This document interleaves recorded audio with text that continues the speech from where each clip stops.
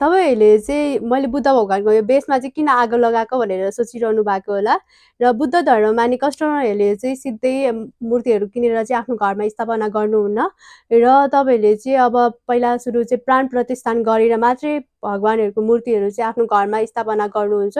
र तपाईँहरूलाई चाहिँ यो आगो लगाएर देखाउनुको कारण चाहिँ मैले यहाँको होल देखाउनको लागि चाहिँ मैले यो आगो लगाएको हो र तपाईँहरूले चाहिँ यहाँनिर देख्न सक्नुहुन्छ यहाँनिर होल छ प्राण प्रतिष्ठान गर्दाखेरि जुन पेपरमा लेखेको मन्त्र हुन्छ तपाईँले चाहिँ यहाँनिर राखेर यसरी बन्द गर्न सक्नुहुन्छ यो होल चाहिँ यहाँ घाँटी घाँटीसम्म छ र हामीसँग यस्तै गरी च्याङ राशि र गुरुको पनि छ तपाईँले चाहिँ यसमा पनि होल दिएको छ तपाईँले चाहिँ